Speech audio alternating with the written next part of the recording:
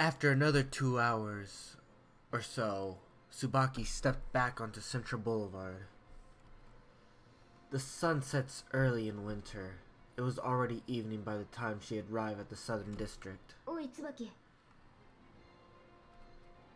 It was Haru. She had suddenly appeared behind Tsubaki, calling her name. Haru spoke abruptly. お前が桜扇町に行っている間、私はケースの入ったロッカーをずっと見張っていた。ロッカーを開けようとした不審な人物はいなかった。そうなんだ。She didn't go with me to Sakuraogi City. 椿を追うか、ロッカーを見張るか。迷ったが後者を選択した。なぜなら、誘拐犯が鍵を手に入れたとしても、身代金が欲しければ、必ずロッカーを開けなければならないからだ。Haru's explanation was more than enough to wipe away the anxiety that Tsubaki had. もう少し人手があればよかった。Haru said these words with a hint of loneliness. The moment she finished, she once again disappeared into the sea of people. Tsubaki felt an ache in her heart. Maybe Haru doesn't even have a single friend that she can rely on. Without thinking, she murmured, Azai Kyousuke. If Kyousuke were with me, I'm certain he'd have all the courage I needed. Tsubaki savagely whipped her weak heart for that sentiment. Wishing for the unattainable things won't bring her brother back to her. Her grip on the briefcase tightened as she headed towards the Southern District. She had no idea why she called out Kyousuke's name. Tsubaki has pretty much never been there before, and the Southern District is, as a whole, a very quiet residential area. The setting sun has dyed the newly built western houses and the metal fences surrounding them a bloody red. Tsubaki checked the address again as she searched for her destination. She saw the car. It was your everyday white sedan. Tsubaki didn't know what the kidnapper's car would be like. Thankfully, there was only one white car at the designated place. She sat in the back seat. Her heartbeat grew violent. She had never dreamed she'd be going on a ride with the kidnapper. He might even hold her captive. Nevertheless, in the end, she still wanted her brother to be released. And for Hiroki, sacrificing herself would be an easy price to pay. Tsubaki walked closer to the car, trembling as she rounded the bumper. Hesitantly, she forced herself to peer through the window. There was no one inside. She decisively reached for the door handle. Tsubaki slid into the back seat. She put her briefcase containing the ransom on her knee, letting a deep breath flow from her lips to calm herself. Silence reigned. The car was almost completely devoid of sound. Small beads of sweat soaked through her palm. The only noise that reached her ears was her own heartbeat.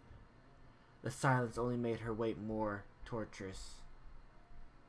She was being tortured by anxiety.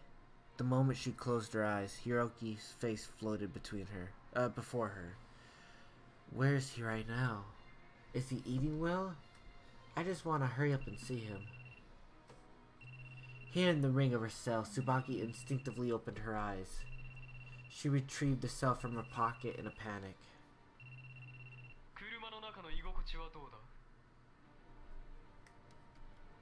It was the kidnapper.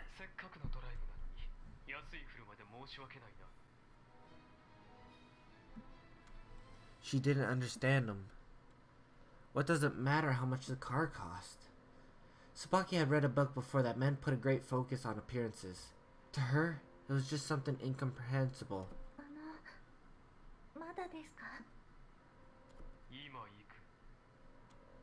However, at that instant... What? The kidnapper suddenly lowered his voice. Oh no, what does Haru do? Usami, please! His voice changed. It lost the ease it once held. Her question wasn't answered. After a brief silence, the call was disconnected. Yet another unexpected event was hurled towards Tsubaki. It's still confused by the kidnapper's last words. What the fuck? Someone rapped on the car window. Following the sound, there was a face Tsubaki had never seen before. It stared her down emotionlessly. A hat and a... Oh, the police! She trembled. No, her jaw hung wide open. The one thing that criminals fear the most stood just behind the car window. The fucking police, brah. Tsubaki sank into terror, having no idea that what she should do about the sudden appearance of the police. Her knees were shaking. The police officer was asking her to get out. Her vision was hazy. Dizziness gnawed at her, and her stomach lurched with every motion. Tsubaki stepped out like a mindless robot. When she opened the door, she put the briefcase down on the seat almost subconsciously. Oh my goodness. Is that another? Oh, there's two police officers. The man was repeating the question that she didn't know how to answer. Does this car belong to you?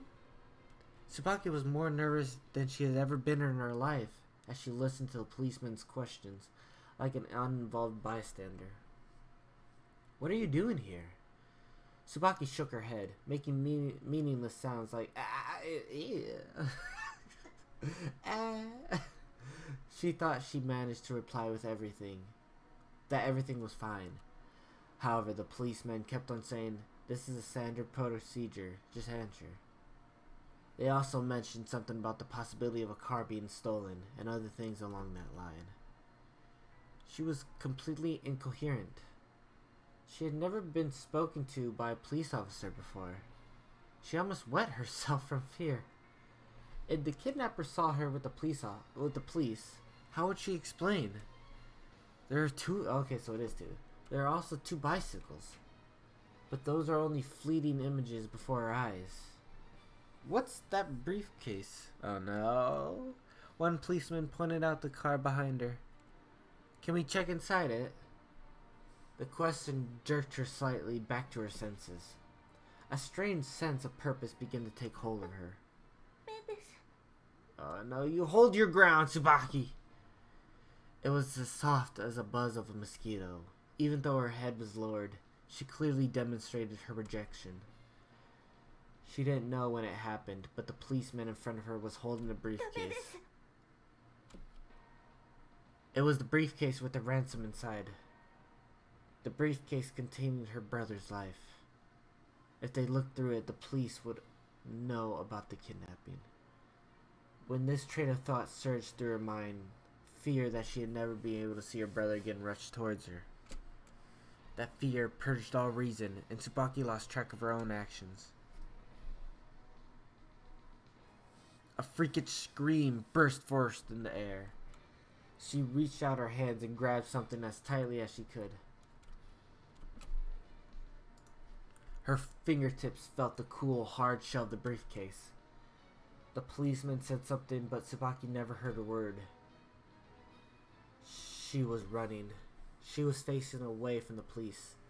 A yell for her to stop may have reached her back, but not her brain. Fear. Yet her legs, as if they didn't belong to her, but some other animal, kept on sprinting. She ran away, wordless, panting, dizzy, almost falling down. She felt as if she too had become a criminal. Driven by the guilt and oxygen deprivation, her tears couldn't be stopped anymore.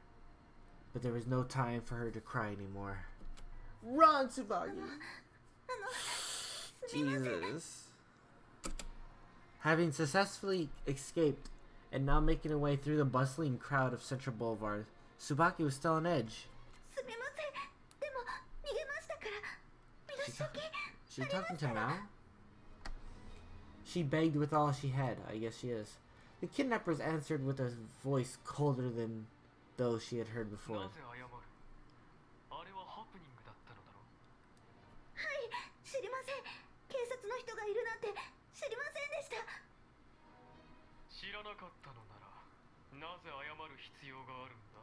Uh-oh. 警察と示し合わせていたのでなければ頭を下げる理由がわからない。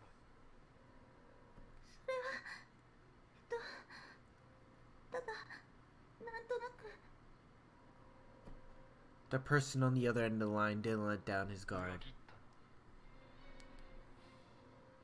違います。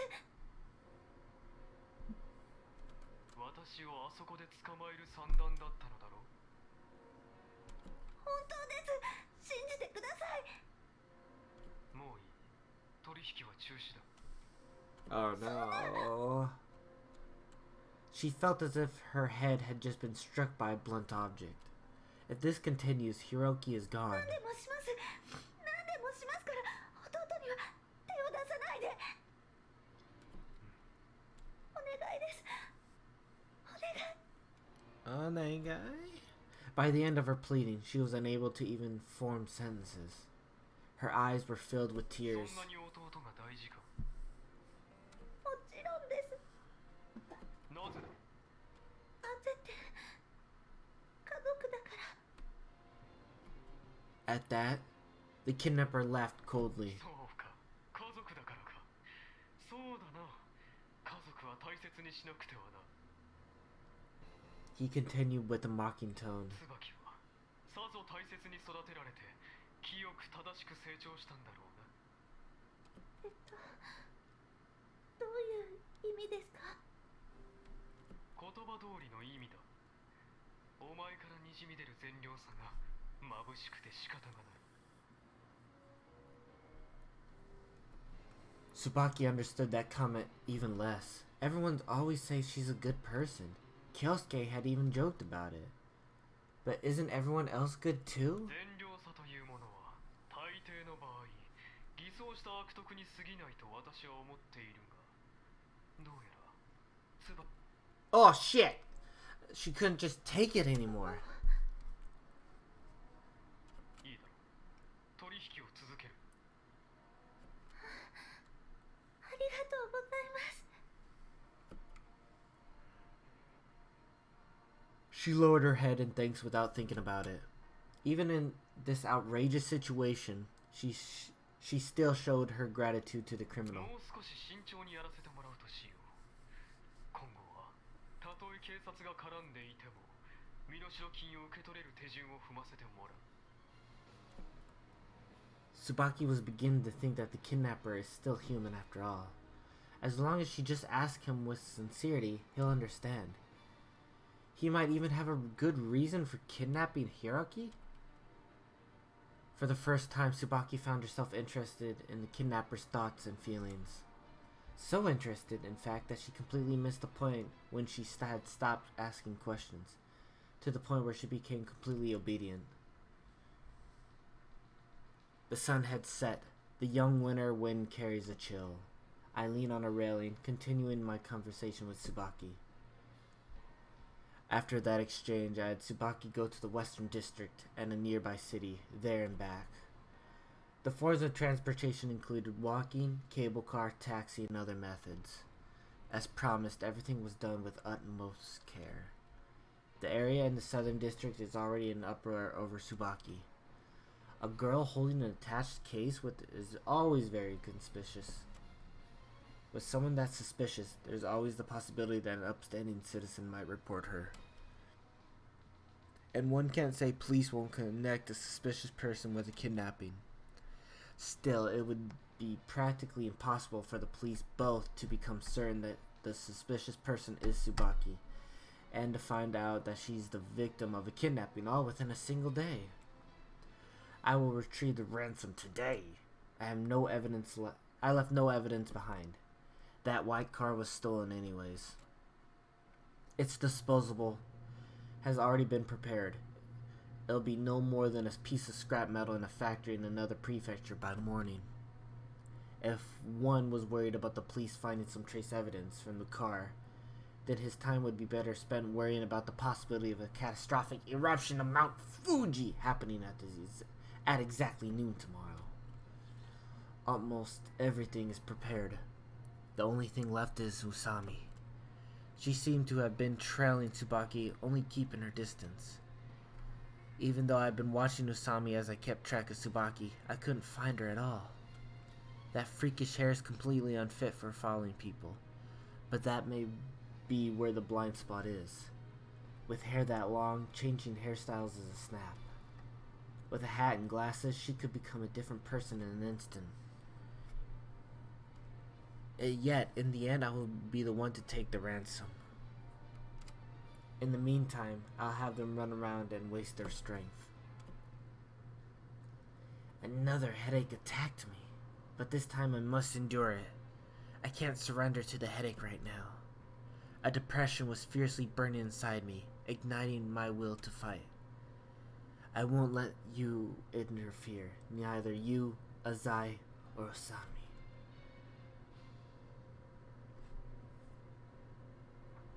Come on out, Maou. It's already 8 o'clock. Haru has been running here and there all across the city since before noon. Now that after nightfall she has returned to the park in the eastern district. Haru hid herself in the grass, not making a single sound for fear of being heard over the silence of her surroundings.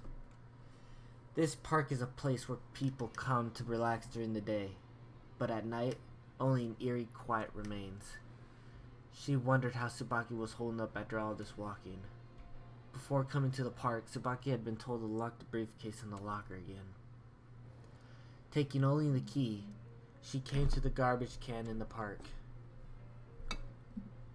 Howard didn't even glance at the locker this time around, and chose to follow Tsubaki instead.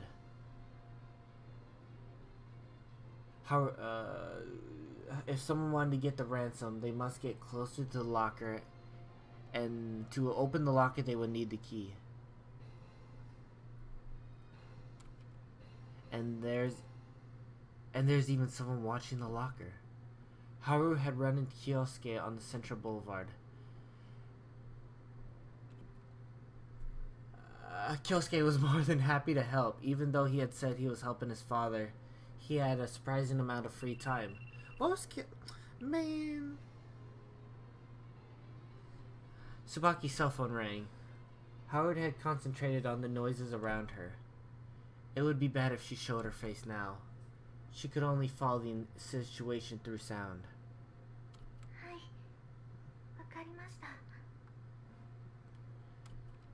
Tsubaki's exhaustion made itself apparent in her voice. It's understandable. She's been in a state of heightened anxiety all day. She had almost fainted when the police had showed up.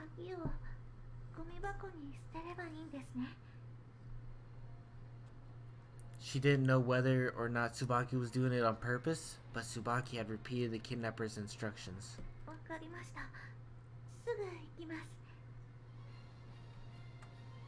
I'm on my way. As Tsubaki finished the conversation, Haru heard the sound of a cell phone closing. Footsteps followed. As the footfalls grew quieter, it seemed that Tsubaki had left the area. Haru remained still, curling her body into a ball. If she just stayed there, Maou would definitely come to retrieve the key. No, that's wrong. Was she exhausted as well? There's no way Maou would show up. After all, Tsubaki still had the key. She had been listening closely all the while, but she didn't hear the sound of Tsubaki dropping anything into the garbage can. Tsubaki said so I should just throw the key in the garbage can. However, that was most likely something she just said by chance. If Tsubaki were repeating Mao's instructions intentionally, then she could have supplemented herself through other actions to further detail the situation. She could even have thrown the key in with excessive noise, or made sure to speak out and confirm that she did so after throwing it in. What's more, if Tsubaki were really repeating his instructions for Haru's sake, then the last thing she said was, "I'm on my way." It would be too vague for Haru to determine just where she would be going. Maou and Tsubaki's conversation was probably something along these lines. So I should just throw the key in the garbage can? No, wait. Go to Central Boulevard instead. I understand. I'm on my way. Tsubaki had grown even more afraid of Maou after her encounter with the police. She's probably so anxious that her heart is about to explode. In a situation like this one, it's easy to imagine that she would have the energy to concern herself with what Haru was up to. That was a moment that decided everything. Simply interpreting a sentence incorrectly could have caused her to retire before this ordeal came to a それ conclusion. にしてもいつになったら現れるんだ。 Even as she spoke, Haru felt the time of battle rumbling towards her with impatient force. How many places has she been dragged to now? She's forgotten how many times she's changed locations. Continuously in a state of extreme tension, Tsubaki is puffing with every word. ガン